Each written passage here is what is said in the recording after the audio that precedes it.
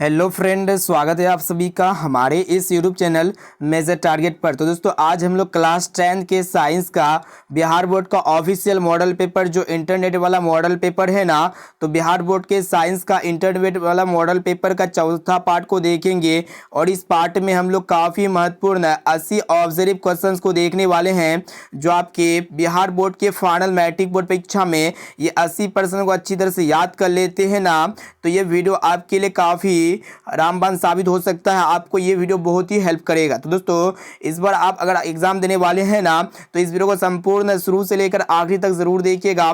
तो फ्रेंड, फटाफट से वीडियो को लाइक जरूर कर लीजिएगा। उससे पहले हमारे चैनल पर नए हैं ना, तो प्लीज दोस्तों चैनल को सब्सक्राइब करके बेल आइकन को प्रेस करके ऑल पर जरूर सेलेक्ट कर लीजिएगा। और दोस्तों, ये 80% में से अगर आपको जो भी प्रश्न अगर याद ना हो ना, तो प्लीज दोस्तों उस प्रश्न को अपने नोटबुक में नोट कर लीजिएगा और उसे आप लोग जरूर याद कर लीजिएगा। वीडियो को शुरू से लेकर आखिरी तक बिना स्किप किए एक एक क्वेश्चंस का आंसर जो है ना, आप लोग लाइव चैट में फटाफट से लाइव कमेंट करते हुए जाना है, या फिर कमेंट बॉक्स में भी कमेंट करते हुए जाना है। तो चलिए शुरू करते हैं यहाँ पे आज के पहले नंबर प्रश्न से, जो कि काफी महत्वपूर्ण है। तो दोस्तों, प्रश्न ये है कि समतल दर्पण द्वारा बना प्रतिबिंब होता है। तो दोस्तों, समतल दर्पण में हमेशा काल्पनिक प्रतिबिंब बनता है। जैसा कि उत्तल दर्पण में हमेशा काल्पनिक प्रतिबिंब बनता है, उसी प्रकार समतल दर्पण में भी जो है ना काल्पनिक प्रतिबिंब बनता है। अब चलिए फ्रेंड, देखते हैं यहाँ पे दूसरा प्रश्न क्या कर रहा है कि सर्च लाइट का परावर्तक सतह होता है। तो दोस्तों, सर्च लाइट का परावर्तक सतह जो है ना अवतल दर्पण का होता है। यहाँ पे हमारा ऑप्शन नंबर बी जो है ना बिल्कुल सही उत्तर हो जाएगा। अब चलिए फ्रेंड, देखते हैं यहाँ पे तीसरा प्रश्न को देखिएगा क्या कर रहा है कि यहाँ पे 2D क्षमता वाले लेंस का फोकसांतर होता है, बहुत ही महत्वपूर्ण है। तो यहाँ पे 2D लेंस की क्षमता 2D दिया हुआ है, यानी कि 2 डायप्टर दिया हुआ है। तो यहाँ पे आपको जो है ना पूछ रहा है कि फोकसांतर क्या होगा। तो दोस्तों, जब भी यहाँ पे फोकसांतर पूछे तो आप लोग को फोकसांतर निकालने के लिए सिंपली आपको एफ बराबर जो कीजिएगा ना 100 से भाग कर दीजिएगा। तो यहाँ पे 100 से जब 2 को भाग करेंगे, जितना डायप्टर रहेगा, तो यहाँ पे 50 गुना 100 हो जाएगा, यानी कि 50 सेंटीमीटर। यहाँ पे ऑप्शन डी जो है ना बिल्कुल सही उत्तर हो जाएगा। अब चलिए फ्रेंड, देखते हैं यहाँ पे चौथा प्रश्न देखिएगा क्या कर रहा है कि 1 मीटर फोकस दूरी वाले उत्तल लेंस की क्षमता होगी। तो दोस्तों, उत्तल लेंस की क्षमता पूछ रहा है 1 मीटर फोकस दूरी। तो यहाँ पे हम लोग जानते हैं लेंस की क्षमता जो होता है ना 1/f के बराबर होता है। यहाँ पे इनवर्स की, ठीक है, 1/f होता है, यानी कि ये f जो होता है ना मीटर में होना चाहिए। और दोस्तों, यहाँ पे 1/f, यहाँ पे 1 मीटर फोकस दूरी दिया हुआ है, तो 1/1 का मतलब होता है 1 डायप्टर। और दोस्तों, यहाँ पे लेंस जो है ना उत्तल लेंस है, और दोस्तों उत्तल लेंस की क्षमता जो है ना ऋणात्मक होती है। यहाँ पे हमारा ऑप्शन नंबर ए जो है ना बिल्कुल सही उत्तर हो जाएगा। अब चलिए फ्रेंड, देखते हैं यहाँ पे 5 नंबर प्रश्न को देखिएगा क्या कर रहा है कि आंख व्यवहार होता है। तो दोस्तों, आंख जो है ना उत्तल लेंस की तरह व्यवहार होता है, यानी कि यहाँ पे हमारा ऑप्शन नंबर बी जो है ना बिल्कुल सही उत्तर हो जाएगा। अब चलिए फ्रेंड, देखते हैं यहाँ पे नेक्स्ट क्वेश्चन, जो कि अत्यंत ही महत्वपूर्ण है। क्या कह रहा है कि निकट दृष्टि दोष का निवारण किस लेंस से होता है। तो दोस्तों, निकट दृष्टि दोष का निवारण जो है ना उत्तल लेंस से होता है, या फिर अवतल या फिर बाइफोकल। और ऑप्शन डी में आपका दिया हुआ है सिलिंड्रिकल। तो दोस्तों, यहाँ पे निकट दृष्टि दोष का निवारण उपचार जो होता है ना अवतल लेंस से बने चश्मे का उपयोग करके जो है ना व्यक्ति निकट दृष्टि दोष से दूर हो सकता है। अब चलिए फ्रेंड, देखते हैं यहाँ पे नेक्स्ट क्वेश्चन क्या करा है कि प्रतिरोध का एसआई मात्रक होता है। तो दोस्तों, प्रतिरोध का जो एसआई मात्रक होता है ना ओम होता है। यहाँ पे हमारा ऑप्शन और बी जो है ना बिल्कुल सही उत्तर हो जाएगा। और दोस्तों, वोल्ट जो होता है ना ये विद्युत विभव या फिर विद्युत विभवांतर का एसआई मात्रक होता है। और दोस्तों, यहाँ पे विद्युत धारा का जो एसआई मात्रक होता है ना एम्पियर होता है। और दोस्तों, यहाँ पे जो अर्घ होगा ना, ये अर्घ आपका जो है ना किसका एसआई मात्रक होता है, कार्य की सीजीएस एसआई मात्रक होता है, सीजीएस पद्धति में। अब चलिए फ्रेंड, देखते हैं यहाँ पे नेक्स्ट क्वेश्चन क्या करा है कि 1 वोल्ट कहलाता है। तो दोस्तों, 1 वोल्ट जो है ना 1 जूल प्रति कूलाम के यहाँ पे अनुपात को हम लोग 1 वोल्ट कहेंगे। ऑप्शन और बी बिल्कुल सही उत्तर हो जाएगा। अब चलिए फ्रेंड, देखते हैं यहाँ पे नेक्स्ट क्वेश्चन क्या करा है कि लघु पतन यानी कि शॉर्ट सर्किट के समय परिपथ में विद्युत धारा का मान क्या होता है। तो दोस्तों, जब भी शॉर्ट सर्किट होता है तो उस समय में सर्किट में जो इलेक्ट्रिक करंट का वैल्यूज होता है ना बहुत ज्यादा इंक्रीज हो जाता है, यानी कि बढ़ जाती है। ऑप्शन नंबर सी यहाँ पे बिल्कुल सही उत्तर हो जाएगा। अब चलिए फ्रेंड, देखते हैं यहाँ पे नेक्स्ट क्वेश्चन। तो दोस्तों, यहाँ पे काफी महत्वपूर्ण 80 वस्तुनिष्ठ ऑब्जर्व क्वेश्चंस को देख रहे हैं। और दोस्तों, 80% में से अगर आपको जो भी प्रश्न अगर याद ना हो ना, तो प्लीज दोस्तों उस प्रश्न को अपने नोटबुक में नोट कर लीजिएगा और उसे आप लोग जरूर याद कर लीजिएगा। क्योंकि बिहार बोर्ड का जो ऑफिशियल मॉडल पेपर होता है, जो मार्केट में आया हुआ मॉडल पेपर होता है ना, वही मॉडल पेपर को हम लोग सोल्व कर रहे हैं। और दोस्तों, क्योंकि मार्केट में जो ऑफिशियल मॉडल पेपर होता है, जो इंटरनेट वाला मॉडल पेपर होता है ना, वही इंटरनेट इंटरनेट वाले मॉडल पेपर से बहुत सारे प्रश्न आपके फाइनल मैट्रिक बोर्ड परीक्षा में छप जाते हैं। कहने का अर्थ कि पूछ लिए जाते हैं। तो देखिएगा 10 नंबर प्रश्न क्या कराए कि किसी कुंडली का प्रतिरोध ज्ञात करने के लिए सूत्र है। तो दोस्तों किसी भी कॉइल का जो रेजिस्टेंस होता है ना, ज्ञात करने का जो फॉर्मूला होता है R बराबर VI होता है। ऑप्शन नंबर सी जो ना बिल्कुल सही उत्तर हो जाएगा। अब चलिए फ्रेंड देखते हैं यहाँ पे नेक्स्ट क्वेश्चन क्या करा कि प्रकृति में पृथ्वी पर ऊर्जा का मुख्य स्रोत है। तो दोस्तों प्रकृति में पृथ्वी पर ऊर्जा का जो मेन स्रोत है ना सूर्य है, यानी कि सूरज है। अब चलिए फ्रेंड देखते हैं यहाँ पे नेक्स्ट क्वेश्चन क्या करा कि जीव द्रव्यमान ऊर्जा स्रोत का उदाहरण निम्नलिखित में से कौन नहीं है। बहुत ही महत्वपूर्ण है। तो दोस्तों जीव द्रव्यमान ऊर्जा स्रोत का उदाहरण जो है ना ये नाभिकीय ऊर्जा नहीं है। यहाँ पे हमारा ऑप्शन नंबर सी जो है ना बिल्कुल सही उत्तर हो जाएगा। अब चलिए फ्रेंड देखते हैं यहाँ पे नेक्स्ट क्वेश्चन देखिएगा क्या करा है कि पवन विद्युत जनित्र में पवन की चाल कम से कम होनी चाहिए। तो दोस्तों पवन विद्युत जनरेटर में जो पवन का स्पीड होना चाहिए ना मिनिमम 15 किलोमीटर पर आवर होना चाहिए। यहाँ पे हमारा ऑप्शन नंबर ए जो है ना बिल्कुल सही उत्तर हो जाएगा। अब चलिए फ्रेंड देखते हैं यहाँ पे नेक्स्ट क्वेश्चन देखिएगा जो कि अत्यंत ही महत्वपूर्ण है। क्या करा है कि शाक सब्जियों का विघटित होकर कंपोस्ट बनना किस प्रकार की अभिक्रिया का उदाहरण है। बहुत ही महत्वपूर्ण है। तो दोस्तों यहाँ पे जब भी साग सब्जी विघटित होगा और कंपोस्ट बनेगा ना तो यहाँ पे ऊष्मा का उत्सर्जन होता है। यहाँ पे हमारा ऑप्शन और बी जो है ना बिल्कुल सही उत्तर हो जाएगा। चलिए फ्रेंड देखते हैं यहाँ पे नेक्स्ट क्वेश्चन क्या करा है कि उपचयन वह प्रक्रिया है जिसमें क्या होता है ऑक्सीजन का योग होता है और हाइड्रोजन का वियोग होता है, वियोग होता है और इनके साथ साथ इलेक्ट्रॉन का त्याग भी होता है। उपचयन अभिक्रिया में ये सारी प्रक्रियाएं होता है। इसीलिए जो है ना यहाँ पे हमारा ऑप्शन नंबर डी जो है ना बिल्कुल सही उत्तर हो जाएगा इनमें से सभी। अब चलिए फ्रेंड देखते हैं यहाँ पे नेक्स्ट क्वेश्चन जो कि बहुत ही महत्वपूर्ण है कि हमारा शरीर पीएच के कितने प्रास के बीच कार्य करता है। तो दोस्तों हमारा शरीर जो है ना पीएच का जो रेंज होता है 7.0 से 7.8 तक होता है। यानी कि यहाँ पे हमारा ऑप्शन और बी जो है ना बिल्कुल सही उत्तर हो जाएगा।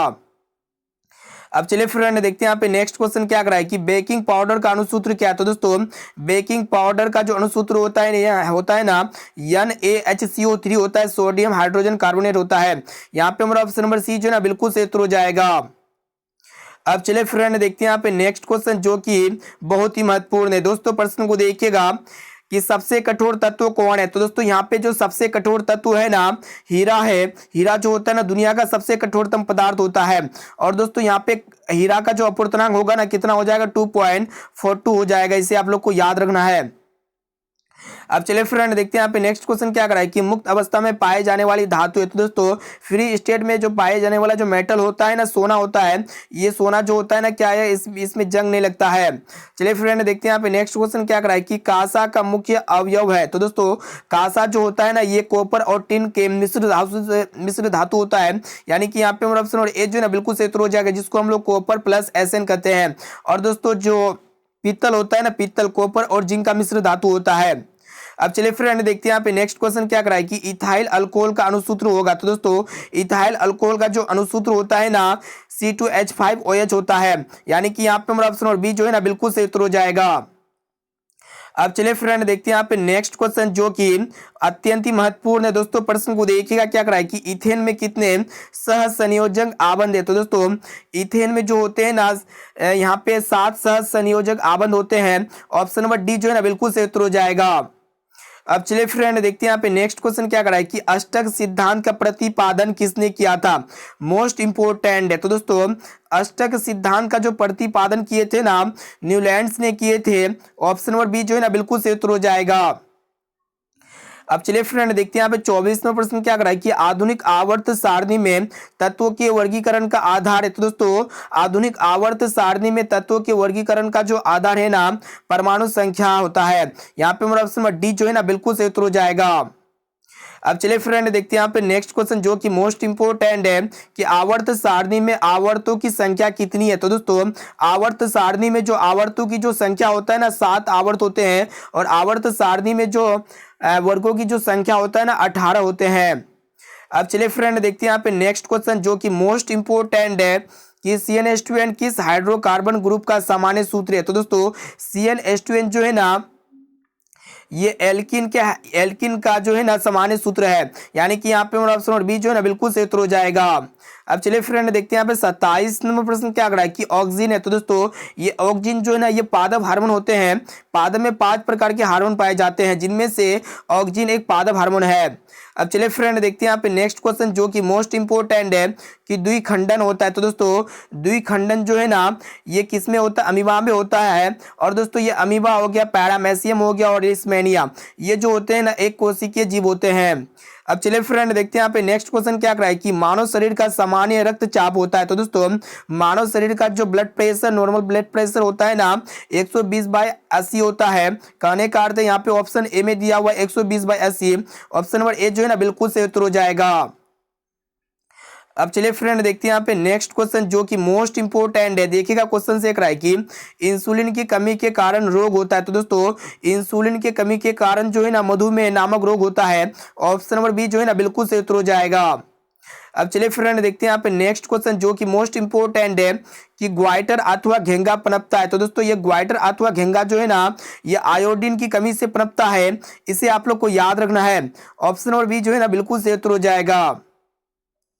अब चलिए फ्रेंड देखते हैं यहाँ पे नेक्स्ट क्वेश्चन जो कि मोस्ट इंपोर्टेंट है। दोस्तों प्रश्न को देखिएगा क्या करा है कि नर युग्मक एवं मादा युग्मक के संलग्न को कहते हैं। बहुत ही सिंपल प्रश्न है। तो दोस्तों नर युग्मक तथा मादा युग्मक के संलग्न को जो है ना निषेचन कहते हैं। यहाँ पे मेरा ऑप्शन नंबर ए जो है ना बिल्कुल सही उत्तर हो जाएगा। अब चलिए फ्रेंड देखते हैं यहाँ पे नेक्स्ट क्वेश्चन क्या कराए कि अंडाणु निषेचित होता है। तो दोस्तों ये अंडाणु जो है ना फेलोपियन नलिका में निषेचित होता है, जिसे हम लोग फेलोपियन ट्यूब भी कहते हैं। ऑप्शन नंबर सी जो है ना बिल्कुल सही उत्तर हो जाएगा। देखिएगा नेक्स्ट क्वेश्चन क्या कराए कि निम्न में यौन संचारित रोग है। तो दोस्तों यहाँ पे जो है ना गोनोरिया यह एक यौन संचारित रोग है। ऑप्शन नंबर ए जो है ना यहाँ पे करेक्ट आंसर हो जाएगा। चलिए देखते हैं यहाँ पे नेक्स्ट क्वेश्चन क्या कराए कि निम्नलिखित में से कौन एक उभयलिंगी जंतु है। तो दोस्तों यहाँ पे जो है ना केचुआ उभयलिंगी जंतु है। ऑप्शन नंबर ए जो यहाँ पे सही उत्तर हो जाएगा। अब चलिए फ्रेंड देखते हैं यहाँ पे नेक्स्ट क्वेश्चन जो कि मोस्ट इंपोर्टेंट है। देखिएगा प्रश्न ये कह रहा है कि कीटों के पंख और चमगादड़ के पंख किस तरह के अंग है। तो दोस्तों कीटों के पंख तथा चमगादड़ के पंख जो है ना ये समवर्ती अंग है, यानी कि यहाँ पे ऑप्शन नंबर सी जो है ना बिल्कुल सही उत्तर हो जाएगा। चलिए देखते हैं यहाँ पे नेक्स्ट क्वेश्चन क्या कराए कि बहुत ही महत्वपूर्ण है, सभी प्रश्न को अच्छी तरह से याद करते हुए जाना है। देखिएगा सभी क्वेश्चंस का आप लोग जो है ना फटाफट से लाइव चैट में कमेंट कीजिए या फिर कमेंट बॉक्स में एक क्वेश्चंस का आंसर देते हुए जाइएगा। देखिए दोस्तों प्रश्न ये कराए कि निम्नलिखित में से किसे आप उपभोक्ता की श्रेणी में रखेंगे। तो दोस्तों यहाँ पे जंगली जानवर को जो है ना उपभोक्ता की श्रेणी में रखेंगे। यहाँ पे हमारा ऑप्शन नंबर सी जो ना बिल्कुल सही उत्तर हो जाएगा।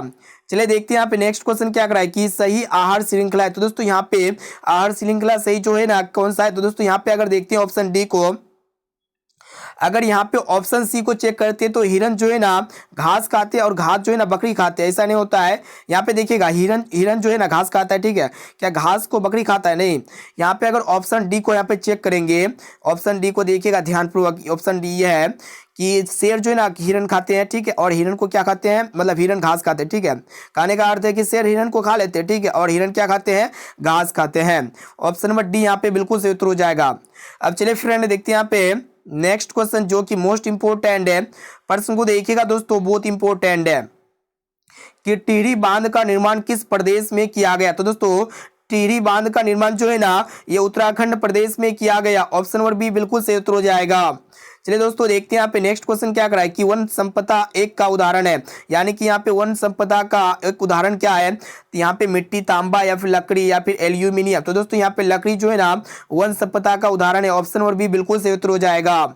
चलिए फ्रेंड देखते हैं यहाँ पे नेक्स्ट क्वेश्चन क्या कराए कि भारत में उत्पादित प्रत्यावर्ती विद्युत धारा की आवृत्ति होता है, यानी कि फ्रीक्वेंसी बताना यहाँ पे इलेक्ट्रिक करंट, एसी करंट का। तो यहाँ पे 50 हर्ट्ज होता है, ठीक है। भारत में प्रत्यावर्ती विद्युत धारा की फ्रीक्वेंसी कितना होता है, 50 हर्ट्ज, यानी कि 1 सेकंड में जो है ना प्रत्यावर्ती धारा 50 बार दिशा चेंज करती है। अब चलिए फ्रेंड देखते हैं यहाँ पे नेक्स्ट क्वेश्चन देखिएगा जो कि मोस्ट इंपोर्टेंट। देखिएगा कि किसी विद्युत धारावाही सीधी लंबी परिनालिका के भीतर चुंबकीय क्षेत्र जो होता है ना सभी बिंदुओं पर समान होता है, इसे आप लोग को याद रखना है। अब चलिए फ्रेंड देखते हैं यहाँ पे नेक्स्ट क्वेश्चन क्या कराए कि जल विद्युत संयंत्र किस ऊर्जा को विद्युत ऊर्जा में रूपांतरित करता है। तो दोस्तों जल विद्युत संयंत्र जो है ना ये स्थितिज ऊर्जा को विद्युत ऊर्जा में रूपांतरित करता है। ऑप्शन नंबर बी बिल्कुल सही उत्तर हो जाएगा। देखिएगा दोस्तों नेक्स्ट क्वेश्चन जो कि मोस्ट इंपोर्टेंट है। यहाँ पे क्या है कि Na2SO4 plus BaCl2 tends to BaSO4 plus 2 NaCl जो है ये जो है ना यह एक द्विस्थापन अभिक्रिया है। यहाँ पे मेरा ऑप्शन नंबर सी जो है ना बिल्कुल सही उत्तर हो जाएगा। अब चलिए फ्रेंड देखते हैं यहाँ पे नेक्स्ट क्वेश्चन जो कि मोस्ट इंपोर्टेंट है। प्रश्न को देखिएगा कि किस रासायनिक यौगिक को गर्म करने पर प्लास्टर ऑफ पेरिस प्राप्त किया जाता है। तो दोस्तों जिप्सम को अगर गर्म करेंगे ना तो प्लास्टर ऑफ पेरिस का निर्माण होगा। यहाँ पे ऑप्शन बी बिल्कुल सही उत्तर हो जाएगा।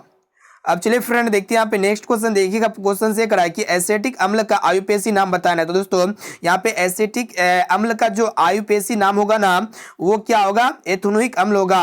यानी कि यहाँ पे हमारा ऑप्शन नंबर सी जो है ना बिल्कुल सही उत्तर हो जाएगा। देखिएगा नेक्स्ट प्रश्न भी बहुत ही महत्वपूर्ण है कि स्लाइड को सर्वप्रथम कंपाउंड माइक्रोस्कोप से देखा जाता है 10 गुना बढ़ा करके। ऑप्शन नंबर बी जो है ना बिल्कुल सही उत्तर हो जाएगा। सभी प्रश्न जो है ना MVVI है। अब चलिए फ्रेंड देखते हैं यहाँ पे नेक्स्ट क्वेश्चन देखिएगा। सभी प्रश्न को अच्छी तरह से याद करते हुए जाना है, एक भी क्वेश्चन को स्किप नहीं करना है, वीडियो को थोड़ा भी सेकंड स्किप नहीं करना है क्योंकि यहाँ पे हम लोग सभी महत्वपूर्ण प्रश्न को देख रहे हैं। देखिएगा 48 नंबर प्रश्न क्या कराए कि निम्नलिखित यहाँ पे निम्नलिखित कौन सी अनैच्छिक क्रिया नहीं है। तो दोस्तों यहाँ पे जो है ना अनैच्छिक क्रिया कौन नहीं है, अनैच्छिक क्रिया कहने का अर्थ है कि किसको हम लोग कंट्रोल नहीं कर सकते हैं। यहाँ पे देखिएगा कि हृदय का धड़कना हो गया, वमन हो गया और लार का आना, ये तीनों जो है ना अनैच्छिक क्रिया है, लेकिन चबाना जो है ना ये अनैच्छिक क्रिया नहीं है। ऑप्शन नंबर बी जो है ना बिल्कुल सही उत्तर हो जाएगा। चबाना को हम लोग कंट्रोल कर सकते हैं, लेकिन वमन हो गया, लार का आना हो गया और हृदय का धड़कना, ये तीनों को हम लोग कंट्रोल नहीं कर सकते हैं।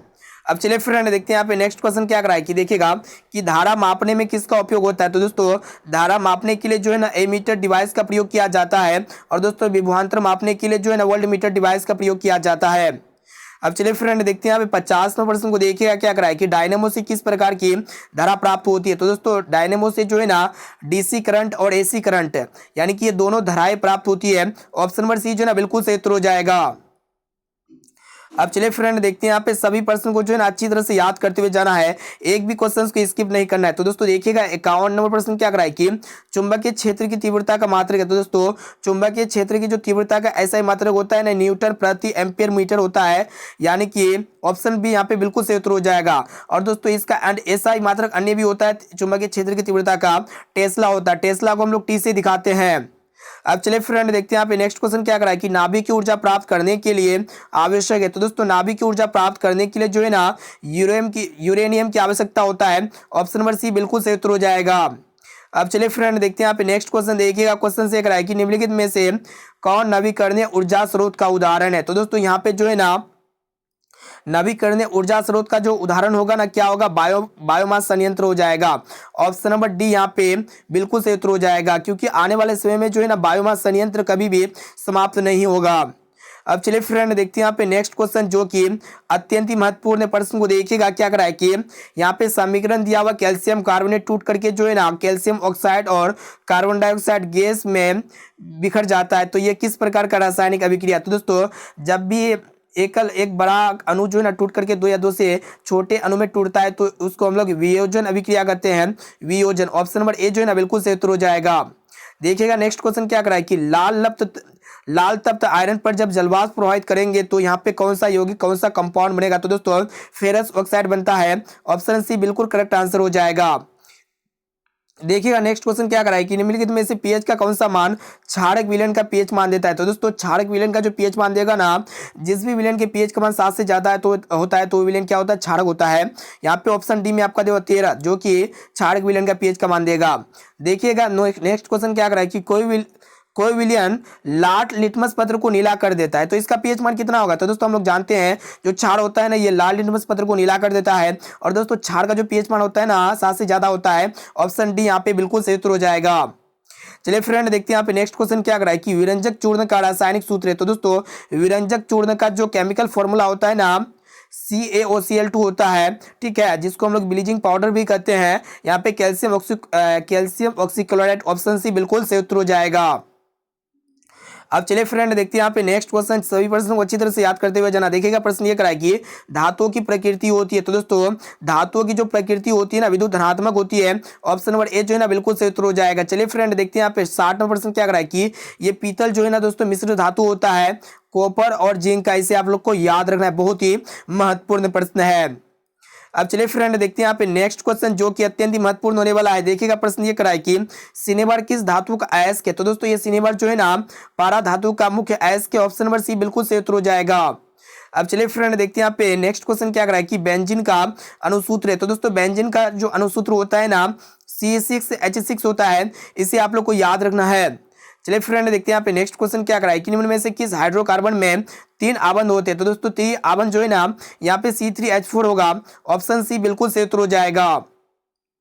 चलिए फ्रेंड देखते हैं यहाँ पे 64 नंबर प्रश्न क्या कर रहा है कि ग्लूकोज का आणविक सूत्र क्या है। तो दोस्तों ग्लूकोज का जो आणविक सूत्र होता है ना C6H12O6 होता है। यहाँ पे मोर ऑप्शन नंबर ए जो है ना बिल्कुल से उत्तर हो जाएगा। सभी प्रश्न MBBI है, सभी प्रश्नों को अच्छी तरह से याद करते हुए जाना है। और दोस्तों यहाँ पे जो 80% में से अगर आपको जो भी प्रश्न अगर याद ना हो ना तो प्लीज दोस्तों उस प्रश्न को अपने नोटबुक में नोट करके उसे आप लोग जरूर याद कर लीजिएगा। और लास्ट में आप लोग को कमेंट करके बता देना है कि 80% में से आप लोग को पहले से आप लोग को कितना परसेंट का श्योर सटीक आंसर याद था। इसका जवाब जो है ना आप लोग को इसी वीडियो में फटाफट से कमेंट करके बता देना है। चलिए फ्रेंड देखते हैं यहाँ पे 65 नंबर प्रश्न क्या कर रहा है कि आवर्त सारणी के शून्य समूह का तत्व है। तो दोस्तों यहाँ पे आवर्त सारणी के जो शून्य समूह का जो तत्व है ना हीलियम है, ऑप्शन नंबर बी बिल्कुल सही उत्तर हो जाएगा। अब चलिए फ्रेंड देखते हैं यहाँ पे 66 नंबर प्रश्न क्या कर रहा है कि आवर्त सारणी में कितने वर्ग होते हैं। तो दोस्तों आवर्त सारणी में जो है ना 18 वर्ग होते हैं, इसे आप लोग को याद रखना है। यानी कि यहाँ पे 66 का जो है ना ऑप्शन डी बिल्कुल सही उत्तर हो जाएगा। अब चलिए फ्रेंड देखते हैं यहाँ पे 67 नंबर प्रश्न क्या कर रहा है कि निम्नलिखित में से कोशिका का ऊर्जा मुद्रा किसे कहा जाता है। बहुत ही महत्वपूर्ण है। कोशिका का ऊर्जा मुद्रा के रूप में जो है ना ATP को जानते हैं। और दोस्तों ATP का जो फुल फॉर्म होता है एडिनोसाइन ट्राइफॉस्फेट होता है। चलिए फ्रेंड देखते हैं यहाँ पे नेक्स्ट क्वेश्चन क्या कर रहा है कि आहार नाल का जो सबसे लंबा भाग है ना क्या होता है, छोटी आंत होता है। इसे आप लोग को याद रखना है, बहुत ही महत्वपूर्ण है।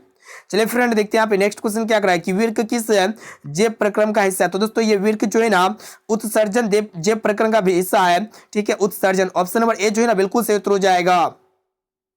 अब चलिए फ्रेंड देखते हैं यहाँ पे 70 नंबर प्रश्न क्या कर रहा है कि डेंगू उत्पन्न करने वाले मच्छर किस तरह के जल में उत्पन्न होता है। तो दोस्तों डेंगू उत्पन्न करने वाला मच्छर जो होता है ना ये आपका शुद्ध जल में पनपता है। ठीक है, और मलेरिया उत्पन्न करने वाला जो मच्छर होता है ये गंदे जल में पनपते हैं। इसे आप लोग को याद रखना है, बहुत ही महत्वपूर्ण प्रश्न है। अब चलिए फ्रेंड देखते हैं यहाँ पे नेक्स्ट क्वेश्चन देखिएगा, प्रश्न को देखिएगा, बहुत ही महत्वपूर्ण है कि देखिएगा कि सबसे छोटी यहाँ पे बताना है कि सबसे छोटी अंतःस्रावी ग्रंथि है। तो दोस्तों सबसे छोटी अंतःस्रावी जो ग्रंथि है ना पिट्यूटरी है। और दोस्तों ये पिट्यूटरी ग्रंथि को जो है ना हम लोग मास्टर ग्रंथि भी कहते हैं। अब चलिए फ्रेंड देखते हैं यहाँ पे 72 नंबर प्रश्न देखिएगा जो कि मोस्ट इंपोर्टेंट है कि यहाँ पे मानव जनन अंग की इस आयु में परिपक्व एवं क्रियाशील होता है। तो दोस्तों मानव जनन अंग जो है ना ये 18 वर्ष की आयु में परिपक्व एवं क्रियाशील होता है। इसे आप लोग को याद रखना है। चलिए फ्रेंड देखते हैं यहाँ पे 73 नंबर प्रश्न देखिएगा, बहुत इंपॉर्टेंट है कि मुकुलन द्वारा प्रजनन किसमें होता है। तो दोस्तों मुकुलन द्वारा जो प्रजनन होता है ना इसमें होता है। इसे आप लोग को याद रखना है, ऑप्शन नंबर बी बिल्कुल सही उत्तर हो जाएगा। अब चलिए फ्रेंड देखते हैं यहाँ पे नेक्स्ट क्वेश्चन जो कि मोस्ट इंपोर्टेंट है। दोस्तों प्रश्न को देखिएगा 74 नंबर प्रश्न क्या कर रहा है कि स्त्रियों में कौन सा लिंग गुणसूत्र होता है। दोस्तों स्त्रियों में जो है ना XX लिंग गुणसूत्र होता है। ऑप्शन नंबर बी जो है ना बिल्कुल सही उत्तर हो जाएगा। अब चलिए फ्रेंड देखते हैं 75 नंबर प्रश्न क्या कर रहा है कि उड़हुल किस प्रकार का फूल है। तो दोस्तों ये उड़हुल जो है ना ये द्विलिंगी पुष्प होता है। ऑप्शन नंबर ए जो है ना बिल्कुल सही उत्तर हो जाएगा। चलिए फ्रेंड देखते हैं यहाँ पे 76 नंबर प्रश्न क्या कर रहा है कि मानव में कितने रक्त समूह है। तो दोस्तों मानव में जो है ना चार प्रकार के ब्लड ग्रुप पाए जाते हैं। ऑप्शन नंबर डी बिल्कुल सही उत्तर हो जाएगा। चलिए फ्रेंड देखते हैं यहाँ पे 77 नंबर प्रश्न को देखिएगा जो कि मोस्ट इंपोर्टेंट है। देखिएगा प्रश्न ये करा है कि ओजोन परत पाया जाता है। दोस्तों ओजोन परत जो होता है ना ये वायुमंडल के सबसे ऊपरी वाले सतह के ऊपर पाया जाता है। ऑप्शन नंबर बी जो है ना बिल्कुल सही उत्तर हो जाएगा। अब चलिए फ्रेंड देखते हैं यहाँ पे 78 नंबर प्रश्न को देखिएगा जो कि बहुत इंपॉर्टेंट है कि निम्नलिखित में कौन एक जैव अनिम्नकरणीय पदार्थ है। दोस्तों जैव अनिम्नकरणीय पदार्थ जो मिट्टी में अपघटित नहीं होता है, जैसे कि DDT हो गया, ठीक है, प्लास्टिक हो गया, ये सब क्या होता है कि जैव अनिम्नकरणीय कचरा होता है। ऑप्शन ए बिल्कुल सही उत्तर हो जाएगा। चलिए फ्रेंड देखते हैं यहाँ पे नेक्स्ट क्वेश्चन देखिएगा कि वन संरक्षण का उपाय क्या है। तो दोस्तों वन संरक्षण का जो उपाय होता है ना नए वृक्षारोपण द्वारा और वनों की कटाई पर रोक और जनसंख्या वृद्धि पर रोक, यानी कि ये सभी पर होता है। ऑप्शन नंबर डी बिल्कुल सही उत्तर हो जाएगा। चलिए फ्रेंड देखते हैं यहाँ पे आज का लास्ट और अंतिम प्रश्न जो कि बहुत इंपॉर्टेंट है कि गर्म जल प्राप्त करने के लिए हम सौर जल उष्मक का उपयोग किस दिन नहीं कर सकते। तो दोस्तों गर्म जल प्राप्त करने के लिए हम सौर जल उष्मक का जो है ना बादलों वाला दिन नहीं कर सकते हैं। ऑप्शन नंबर बी जो है ना बिल्कुल सही उत्तर हो जाएगा। तो दोस्तों यहाँ पे हम लोग फाइनली जो है ना क्लास 10 के साइंस के ऑफिशियल मॉडल पेपर को सॉल्व कर चुके हैं। और दोस्तों ये ऑफिशियल मॉडल पेपर जो है ना इंटरनेट वाला मॉडल पेपर था। और अगर आप इस मॉडल पेपर को डाउनलोड करना चाहते हैं ना तो आप लोग को बताते हैं, तो वीडियो को फटाफट से लाइक जरूर कर लीजिएगा।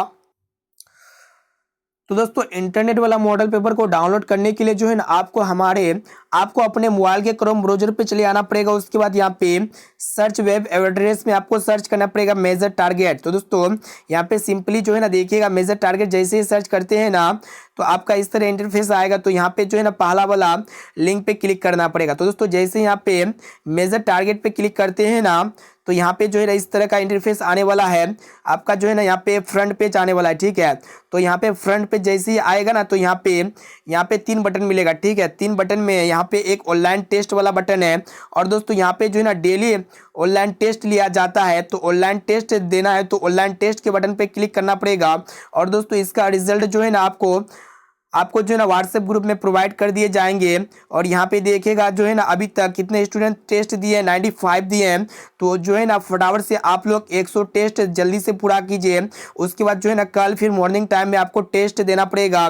टेस्ट का समय है 6:30 बजे से लेकर 8:30 बजे तक। ये टेस्ट जो है ना क्लास 10 के सभी विषय का लिया जाएगा।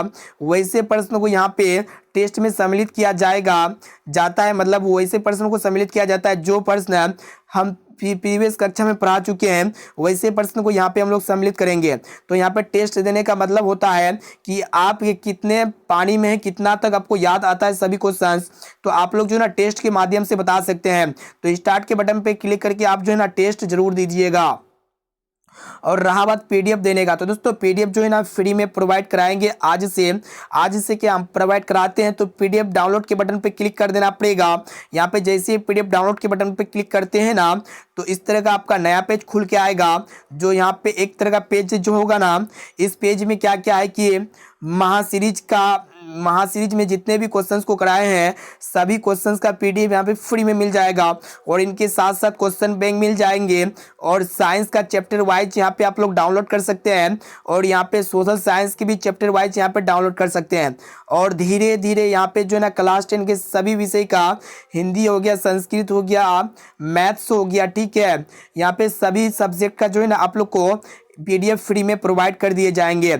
और दोस्तों यहाँ पे अगर ऑनलाइन पढ़ना चाहते हैं, पढ़ना पड़ेगा इस तरह ऑनलाइन, और यहाँ पे चैप्टर वाइज जो है ना पढ़ सकते हैं। और बिहार बोर्ड का ऑफिशियल मॉडल पेपर डाउनलोड करने के लिए जो है ना ये वाला लिंक पे क्लिक कर देना पड़ेगा। और इनके साथ साथ और एक बात बताते हैं, जो भी पीडीएफ डाउनलोड करना है ना तो पीडीएफ डाउनलोड करने के लिए यहाँ पे तो क्लिक करना ही होगा। और इंटरनेट वाला मॉडल पेपर डाउनलोड करने का सेक्शन यानी कि बटन इसी में ऐड कर देंगे। तो यहाँ पे आप जो है ना चेक करते रहिएगा। और इस वीडियो को अपने दोस्तों में ज़्यादा से ज़्यादा शेयर कीजिए ताकि वो भी जो है ना बोर्ड परीक्षा में काफ़ी अच्छी तरीके से तैयारी करके जो है ना अच्छे से अच्छे मार्क्स ला सके बोर्ड परीक्षा में, ठीक है।